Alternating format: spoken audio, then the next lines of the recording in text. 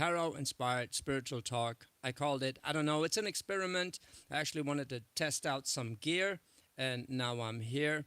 And since I was just too lazy to script something, I'm gonna use the tarot cards to guide me through this.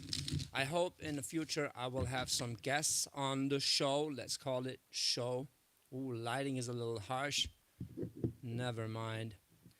All right. So, well, for the start, since it's a tarot channel, I thought I'd talk about what tarot means to me and why I chose it as a, well, sort of profession, um, and what it is and what it ain't, right?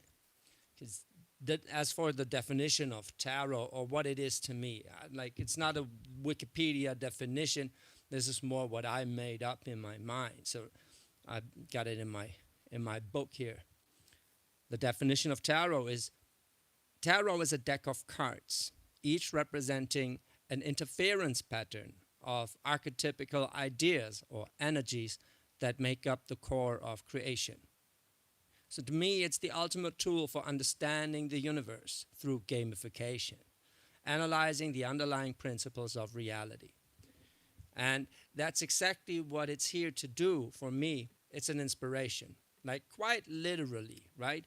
It's an impulse for my mind to go rampant and my fantasy and whatever to come up with something to say, basically. It's all made up, you know?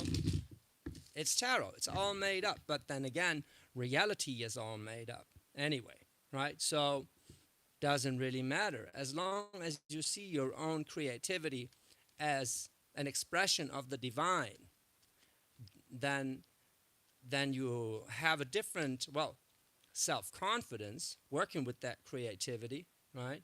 You can interpret it in different ways. You see analogies, you see patterns, right? And that basically means your intuition is getting stronger, right? Because the more you trust it, the more you see in it, and the more you project in it and through it. So that is your intuition getting stronger. It's all about self-confidence. Well, but it's a duality, so you cannot get off track too much, right? Meaning, like, yeah, everything is manifestation and law of attraction and all that stuff, but at a certain point, this is all just to give you the energy to then fulfill the other half of the bargain, which is getting active in this reality, right? So, you know, you can't manifest your dream job by sitting around. But when you sit around and go inside yourself, you get the inspiration, you get the energy to go out and find that dream job, right? Even if you might not know what it is, it could be that just an opportunity presents itself, and you're suddenly like, that's what I've been waiting for. That's what I've been praying for, right? Prayer is exactly that. It's trying to manifest. And then whether the prayer is successful or not, it's the intention that decides whether that is the case.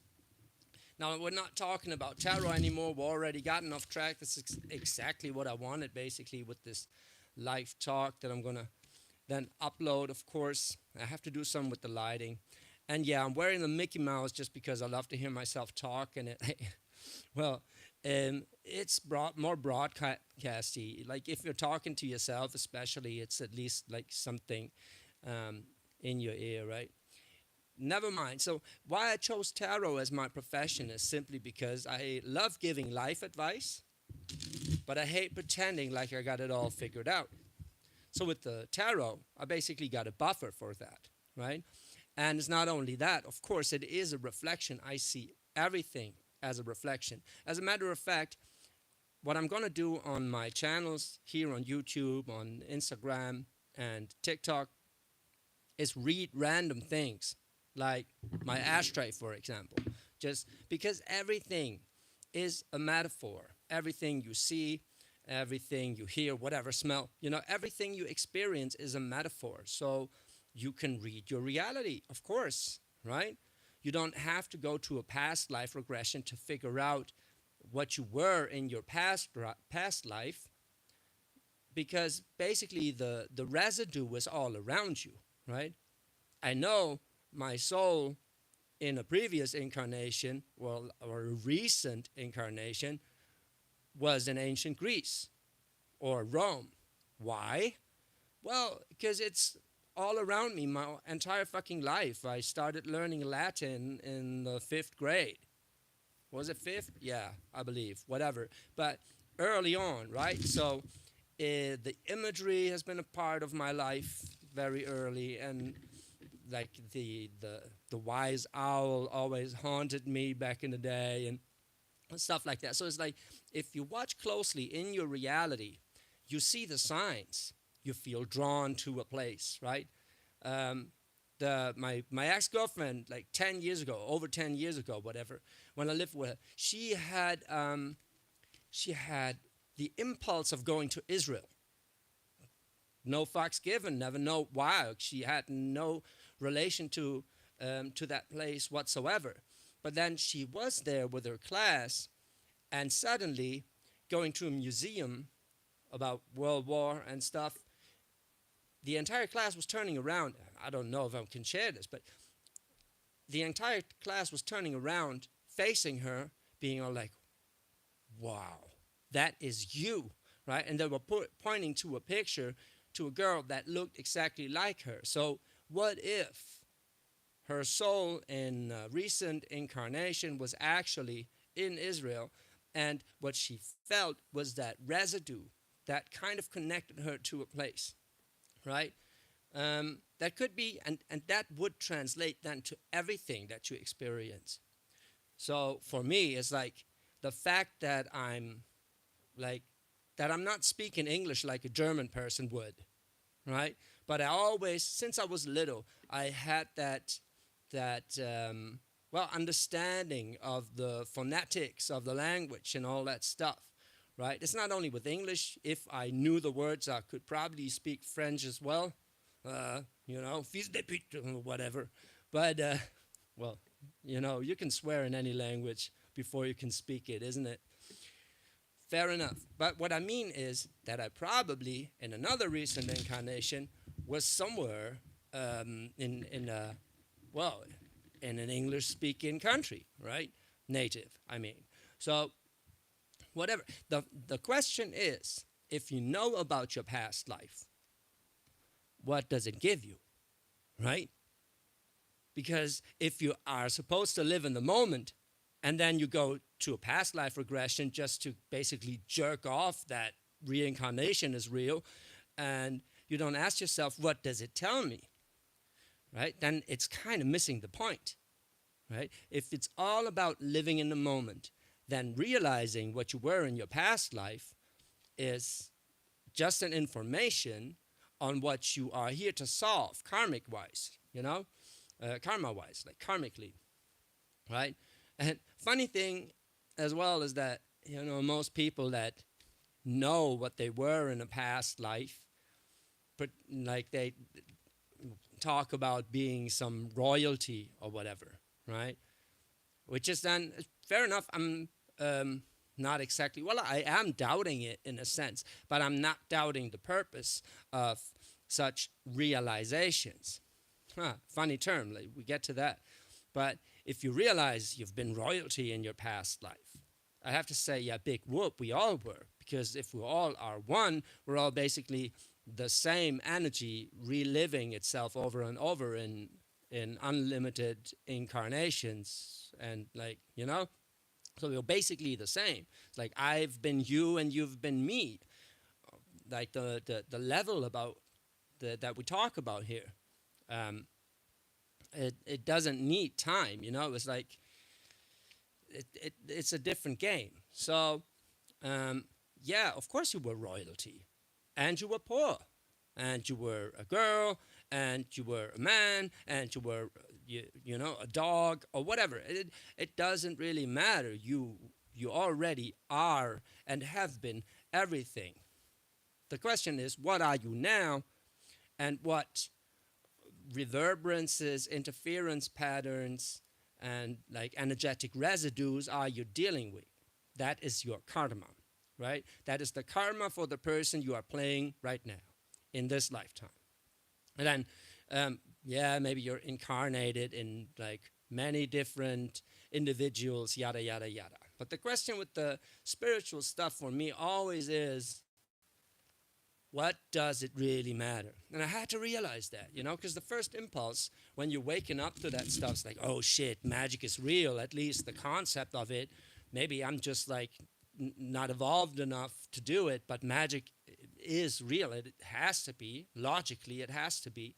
Because it just makes sense if you boil it down. Everything is a wave, right? If you go closer and closer and closer and closer, and within and without, everything is one. Like it has to be. If you boil it down, right? But that doesn't take away the fact that you're living a life in a society, right? So how do we deal with that? Knowing that we're all one, but then we are still individuals, right? So are we a hive mind? Not yet. We might be at some point. At some point, we might be a hive mind. We'll see. We'll definitely see. I don't know. I really don't know what is going on. Well, I do kind of know what is going on. I don't know what is going on with my life, though. And that is the thing. I had to realize that for me, especially, I just love talking about that shit, right? I'm not actually looking for an answer anymore. I've been looking for an answer all my life, studying philosophy and all that stuff, right? And it's like, at a certain point, I had to realize I just love talking about it. Like, what if my answer is the question, right? Just for me as like Aquarius moon and whatever, and probably a soul that is so old that it's bored and at the same time totally overwhelmed by being an individual. I'm not saying like I'm an old soul, I know my shit, blah, blah, blah. Actually, I'm quite clueless when it comes to living life in a reality as a person. I'm a late bloomer, as they say, whatever the fuck ever. But when it comes to understanding concepts, I'm quite witty. I get it. I got a bullshit sensor, like a bullshit radar that it's off the charts. It's just like, you can't bullshit me. But trying to figure out what to do with that and actually take an action, there's a lot of people on this planet that are better at that than I. So being an old soul, whatever, is, well, it kind of like, yeah, I was royalty back in the day, probably, but I don't know what this should tell me here. It's basically, and that now we're getting to the point of this, is like the idea that you've been royalty in the past is here for you to assume a different self-confidence than you had before. It's not that that you need to be royal or whatever. It's more that you remember that we're all the same, basically, right? It's not that you, and that's when the narcissism kicks in, that's when you're over the top, right? It's funny that I said I wanted this to be a tarot-inspired talk, but actually, ooh, yes. There it is. There it is. The connection is lacking. Why? Yeah. What the fuck is wrong with this? Okay, fair enough. We're doing it anyway. We'll see if it works. Maybe it's just because it's hot as fuck. No. Phone is still good. Okay. This still is a test. And just gonna keep it going, hoping that it works in the end. Ah, there it is, back again. Probably when the next person coming in is gonna fuck up again. Never mind. Where was I? Somewhere in the universe, right? We're somewhere in space-time. And I wanted to pull the card to tell me what to talk about. I'm just talking nonstop about whatever comes to mind. And if it's a little gibberish, tell me in the comments. I'll probably just put it up. But yeah, the bottom line is that's why I love tarot, because everything is a metaphor for itself, as within, so without. That is the idea, right? So that's why a society or like a city looks like a brain, like a neural network, because it's all the same, right? Like a fungus or a root system, you know, because it's all basically coming from the same idea of those things you see when you take shrooms, right? The fractal patterns. That is a visualization of the basic principles which all is made of. And that is an idea that is so grand that you only understand it on LSD or when you meditated yourself into oblivion, which I like. Well, depends whether you got time for that. I mean, to meditate yourself into oblivion, whatever, right? So I know that smoking a cigarette right now is basically me deciding against life, which is a strange metaphor, right? However, isn't it at the same time a decision to experience life when you are like crossing that line or like scratching the surface of what it means to further your decay and all that stuff, because everything is decaying, right? The sun is the thing that makes us grow and makes us decay. So there's a funny paradox here, right? Or it's oxymoronic at the very least. So yeah, I'm still smoking, and it has the problem with this shit actually is that it has plastic in it, right? And it's funny that I think that because I'm actively damaging my system, so it kind of is like caring less about myself, whatever.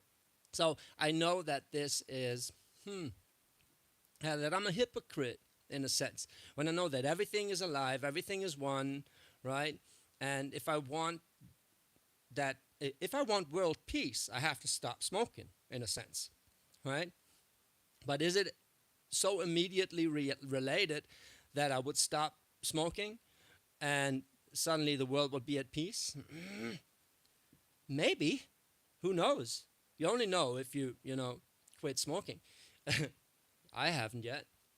Anyway, but this is like, I do believe it's related, but magic doesn't happen like this. Magic is like an energetic imprint that you have to stress. It's like, well, like you're watering a plant, for example, right? The more energy you give to it, the more it grows, right? So it's the same with a thought, with an idea that you want to nourish into reality. The more energy you give to it, the more it grows. And it's a pretty simple concept, right? So the more energy I give to me being addicted to cigarettes, the more I am addicted to cigarettes. So it is basically, well, the balance between giving a fuck and still being disgusted enough to quit it, which is like also oxymoronic. It's all about duality here. Also, a fun fact with the tarot. If you understand duality, you understand the tarot. If you know how two become four, then you understand the tarot. If you understand how duality evolves into four elements, that is basically when you realize how these four characters are always playing together here, right? And then there's also the three modes of the zodiac signs, and like tarot brings it all together. The Kabbalah, astrology, right, and the yin yang, the duality, the four elements. So it's really amazing, and the mere fact that people just got you know stuck on it in a sense that it's a big hit. Tarot was a big hit right from the get-go before people wanted to predict the future with it. And it's not for predicting the future, actually. Tarot is not to predict the future at all. That's not what it's here for. Tarot is to analyze the energies at play and imagine a future depending on what you choose and how you choose to work with those energies, right? So I can tell you what your future is. I can tell you the energies that come like that I can tell you the energies that approach you, right? Or that you are moving into. Basically, because your soul kind of already decided to work with those energies, how they come into existence, how you realize them. That's a different thing, though. That is your free will that is going to decide how you live the experience, right? So, tarot is not for predicting the future, it is for analyzing the energetic principles of the moment you're in respect to a future that you subconsciously already decided to live conceptually. Okay, this is real nerd talk, but it is what it is, and it ain't what it ain't. So, when you are facing energy of betrayal and you make certain choices in life, then you might just experience the same energy but in different versions, right? If you don't go down that path, then the idea of betrayal is gonna like appear to you on another path, in another narrative, but it's still the core energy of betrayal, right? And it doesn't have to be betrayal; it can be happiness. You know, it's like you experience happiness this or that way, right? Or success this or that way. And it makes sense because you're an individual, you're a conditioned being, your personality, your personality that evolves into a character, or rather, you're a character, no, person, right? That you're a personality that evolves into a character, and that is what makes you you. And in respect to those triggers that this implies, your core energies will be interpreted for you. Meaning, if you encounter an abstract concept of a Seven of Swords, which is strategizing, taking something for yourself, like, and very abstractly speaking, simply identifying with a mindset or with being witty, even, with the idea that your mind can move mountains and you're so hung up on it that you want to use it for gain or something, whatever. So you will experience that energy in different ways, depending on what gain means for you, what being witty means for you, what strategy means for you. And these are all the components. So I'm not here to tell you when I'm laying the tarot cards what is going to happen, actually. It's more like, with that energy we're in, this is how it could evolve. Now prepare for this or that so you can work with it in a way you see fit. And that's basically it, right?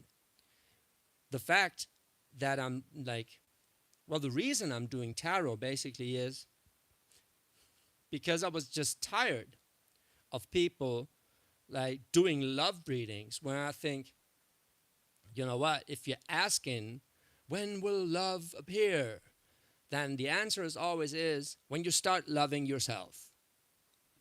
That's always the answer. If your question is when will I find the love of my life, the answer always is when you love your life. As simple as that, right? The the idea of asking what happens in the future is so perplexed to me, actually, because it's essentially paradox. Meaning, you're using the fundamental principles of like a metaphysical reality where future is non-existent because it's a projection to predict a future that is, well, non-existent, right? It's like either you believe that magic is real, then you cannot actually believe in a future. You can only believe in destiny, and that is quite an abstract concept, right? But if you don't believe in that, if you believe in an objective reality, you actually cannot really believe in magic, right? Because like it is at least put into question here, right? All right, I see. To do this, oh, I'm almost half an hour in. Amazing. Okay, so I see to do this. I really have to have a stable connection. I had one guy just joining in for a second, and that's the moment when the connection was like just broke. Anyway, broken. Anyway, I love talking about this stuff, and I'm getting off track here all the time. Maybe there's some bits and pieces I can take out. I don't know. I could talk for another hour, I believe, just like going on, rambling on about life and the universe and misconceptions of it all, and just get tangled up. Um, and I will. I will do this regularly, I believe, because it's a lot of fun. Because, like, no one is listening, and I feel kind of like I'm totally unprepared. The only thing I did was, like, read my definition I put in my little book, but that got me started, right? So I'm totally unprepared and just like love the broadcasty voice of that microphone. I will use it for the tarot readings as well because it's just like it just makes sense. I have to check the lighting a little different, but okay. Well, if you're still listening to this, then you're just a podcast fanatic, or well, um, you love me. Thank you. I love you too. So I'll stop it right here and just like listen to it myself, think about what I should do, whether I actually should write a script or simply just invite someone to talk about whatever and see how it goes. I didn't even pull a single card. Let's pull one tarot card at least. So, because it's tarot inspired. We've just been talking about tarot, but we haven't actually been pulling a card here. It's the Ten of Wands in reverse. Okay, that kind of describes this episode, like wanting too much at the same time. So it got basically talked about everything without making a point, except that all is relative. Nice. So that's the point on this episode. All is relative. And tarot is basically just the underlying concept on which you can analyze your own reality and see like how you want to experience these concepts coming in. Hmm, maybe I have to structure this. Think half an hour is good for the first try. I'll leave it up there. Maybe you just give me some comments, whether you liked it or not, and I'll listen to it myself, whether I like it or not. Hmm. Maybe it's just cool. Maybe it's cooler than I think. If you find it cooler than I think right now, just leave me a comment, drop me a comment. I'm gonna keep on doing the tarot content, but maybe with this mic though, because it's just cooler. And yeah, and start doing the daily readings again. If you got a topic you want to talk about, just like be there next time and just ask me a question or like yeah, make a statement. Let's talk about it. I wanted to do this on Twitter Spaces actually, but I needed to use this microphone, and that's not working on Twitter Spaces. So we have to do it via chat or whatever. If can I pull up chat here somehow? Ah, here is the chat window.